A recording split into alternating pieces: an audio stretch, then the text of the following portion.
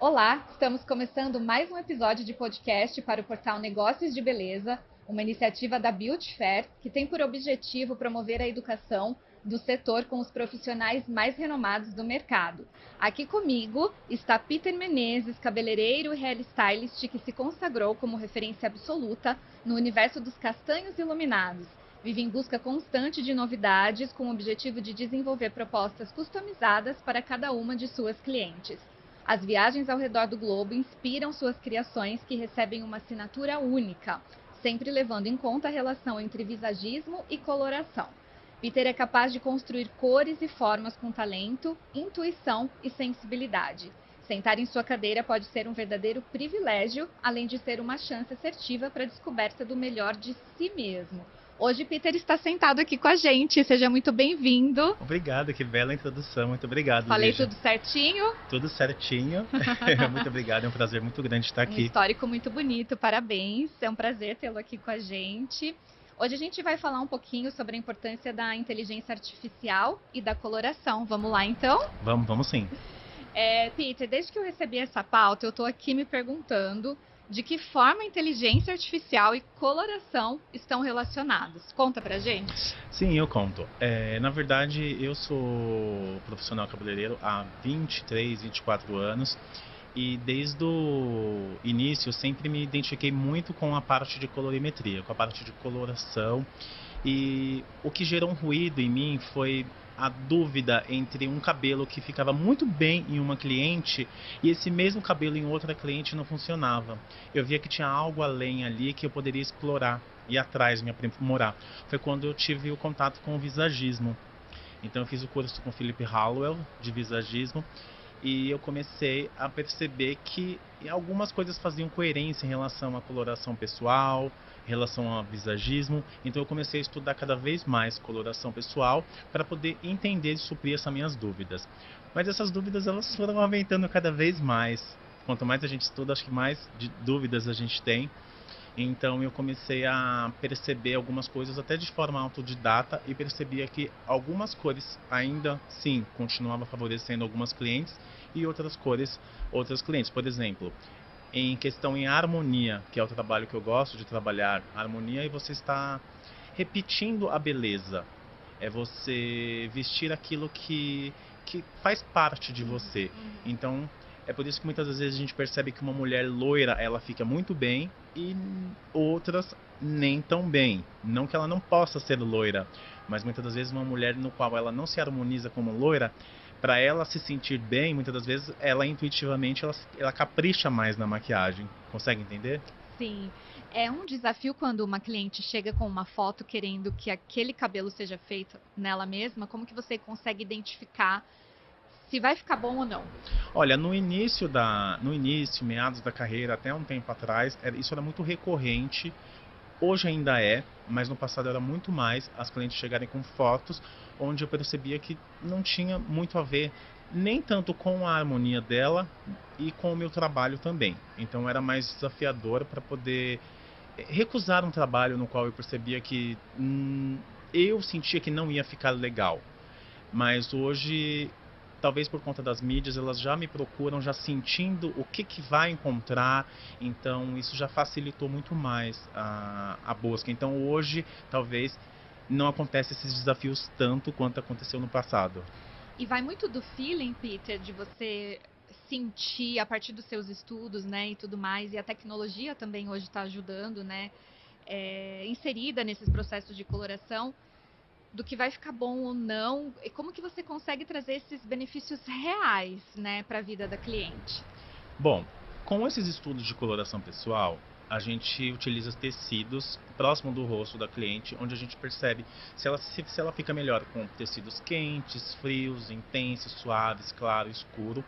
E ali a gente já tem uma entrada onde a gente percebe, por exemplo, uma mulher que fica muito bem com cores claras, tem muita chance de harmonizar com o loiro. Uhum. Uma mulher que fica melhor com as cores escuras, possivelmente fica melhor com os castanhos iluminados.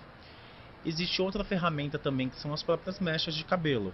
Seja mechas artificiais, onde a gente encontra de fornecedores com marcas grandes que tem aqueles catálogos de cores e a gente pode utilizar, ou pode ser mechas no qual a gente trabalha no salão. Por exemplo, fiz um corte de cabelo de uma cliente, sobrou ali algumas mechas de cabelo, eu posso descolorir aquelas mechas, colocar diferentes tons, diferentes cores, e eu aproximo do rosto da cliente e a gente tem uma observação se aquela cor favorece ela ou não.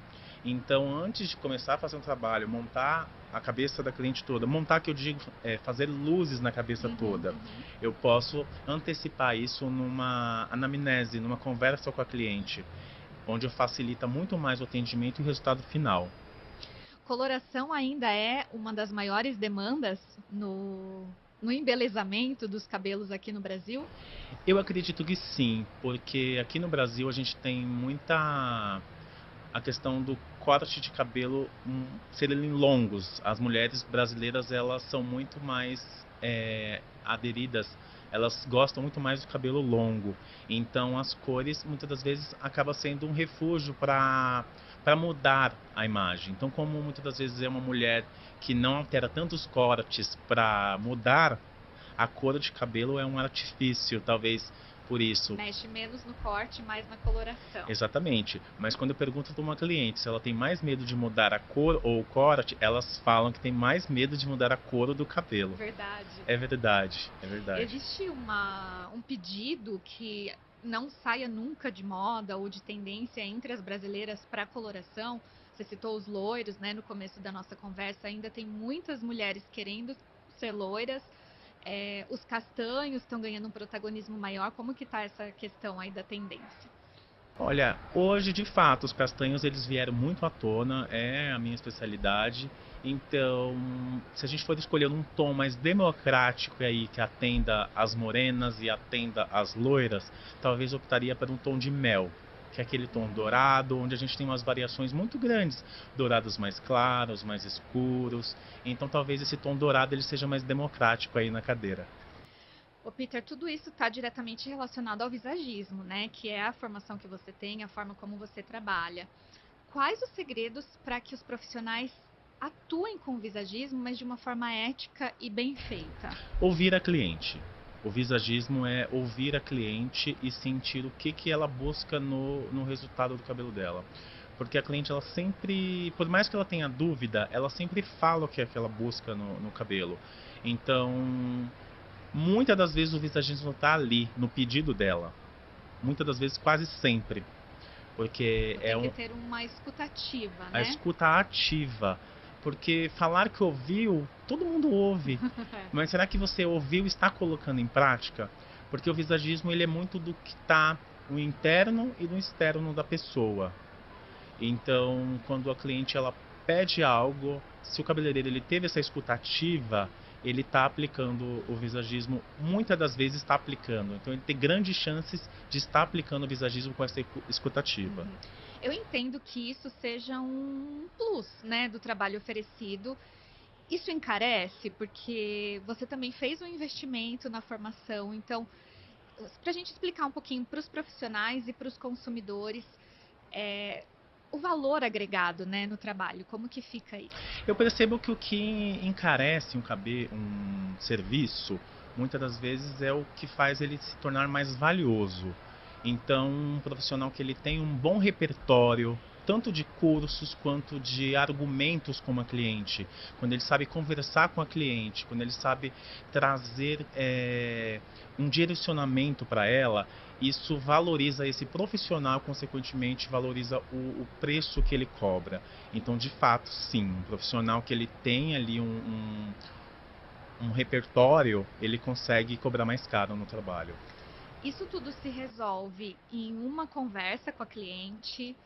Tem que ter uma conversa prévia antes do procedimento? Como que funciona? Porque eu vejo que tem muitas clientes tomando até por base, eu como consumidora, às vezes a gente chega no salão e já quer sair dali pronta. A gente não quer perder tempo fazendo um teste. Então, como que funciona, né? São 2 sessões. No primeiro dia que a cliente marcou, já dá para resolver? Como que é? Olha, no geral, principalmente nos dias de hoje, a gente quer resolver. Tanto a cliente quanto o profissional cabeleireiro, a gente quer resolver aquilo numa primeira visita.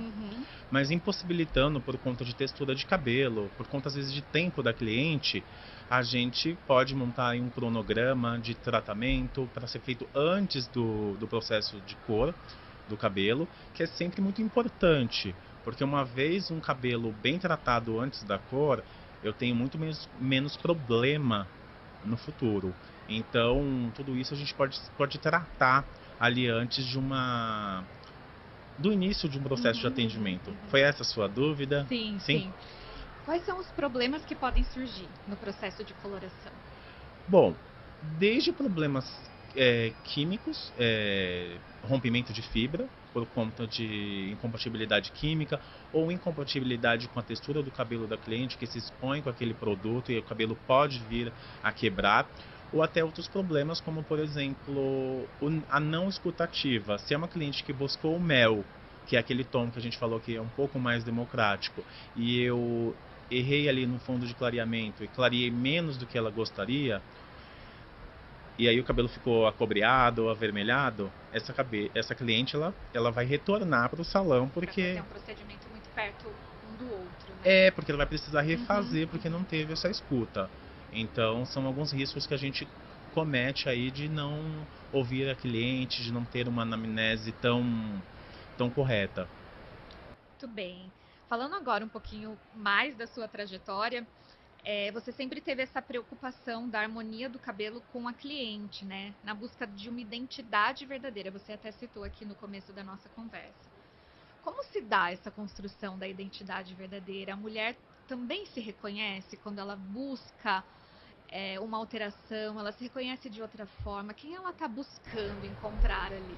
Eu sempre falo que uma cliente, quando ela vai buscar ali a mudança no cabelo, tem grande chance, pelo menos 80% eu chutaria, de que essa mudança não seja somente do cabelo. É uma mudança interna, no qual seja início ou fim de um relacionamento, seja uma maternidade, o início de uma carreira profissional.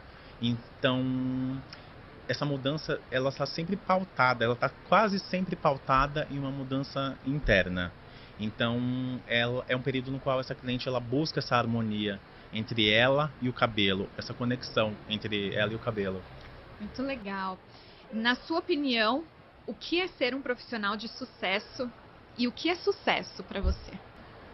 Olha, eu sempre digo que sucesso para mim é uma mistura de trabalho com oportunidades. Então, as duas coisas elas caminham juntos, né? Quando a gente tem um trabalho bem feito, seja com bons cursos, um trabalho que a gente faça dia após dia, pautado com uma luta diária, uma luta né? diária, somado com as oportunidades que a gente tem no dia a dia, que a gente sabe que não são tão fáceis, a gente consegue ali até o sucesso. Mas a gente brinca que manter o sucesso ele é tão difícil quanto atingir. Alcançar. Porque quando uma vez atingindo um degrau, a vida para mim ela é baseada em degraus no qual a gente vai subindo. Então, quando a gente chega num degrau, a gente precisa se manter ali equilibrado, porque é como se aqueles degraus eles se estreitassem cada vez mais, e ali o equilíbrio ele depende de muito mais força, não só de trabalho, mas uma força interna, uma força de cabeça. É verdade, não dá para ser uma via de mão única, né? São vários pilares aí para a gente sustentar. Você consegue elencar quais foram os principais desafios da sua carreira? O que ainda é um desafio, né? Possa ser um desafio? Bom, eu sinto que no início da minha carreira eu tive muita dificuldade para prospectar clientes. Trabalhei em shopping muito tempo, então eu sentia que fidelizar clientes de shopping não era tão fácil. Então talvez ali seja essa dificuldade junto com uma inexperiência profissional que ela foi superada com o tempo. Hoje as mídias sociais elas ajudam muito. Hoje talvez eu cheguei num patamar onde eu tenho essa ajuda das mídias sociais, das indicações de próprios clientes. Então essa fidelização ela foi um desafio muito grande, a gente conquistar essa fidelização com o tempo. E hoje ela acontece de uma forma orgânica, você acha? Sim, hoje ela acontece muito mais natural. Hoje a cliente ela já se sente, muitas das minhas clientes elas são amigas. Elas participam ali da minha vida, do meu dia a dia. Elas sentam na cadeira e a gente conversa não só sobre cabelo, a gente conversa sobre carreira, o dia a dia, como que tá ali a família, o esporte que ela pratica, como tá a cabeça dela. Muitas que tiveram esse problema de excesso de trabalho, burnout, tudo isso é pautado ali na carreira, Houve hein? bastante desabafo, então. Muitos desabafos, muitos, muitos sim. Bom, pra gente finalizar, Peter, você acha que você já conquistou tudo ou ainda faltam algumas coisas? Olha, eu vou ser um eterno Inquieto. satisfeito e insatisfeito ao mesmo tempo. Então, não, eu não alcancei tudo e acho que a partir do momento que a gente chega num patamar que acredita que alcançou tudo, não que esteja errado, mas eu acho que a gente está fadado ali a estacionar. Se E acomodar, se né? acomodar. E eu não sou um tipo de pessoa que me acomoda. Muito bem. Peter é um dos palestrantes aqui do evento, vem sempre mostrar todas as suas técnicas e conhecimentos. Muito obrigada por esse bate-papo, foi muito enriquecedor. Eu que agradeço, Lígia. Espero conversar com você outras vezes. E a você da nossa audiência, te vejo no próximo episódio. Até mais!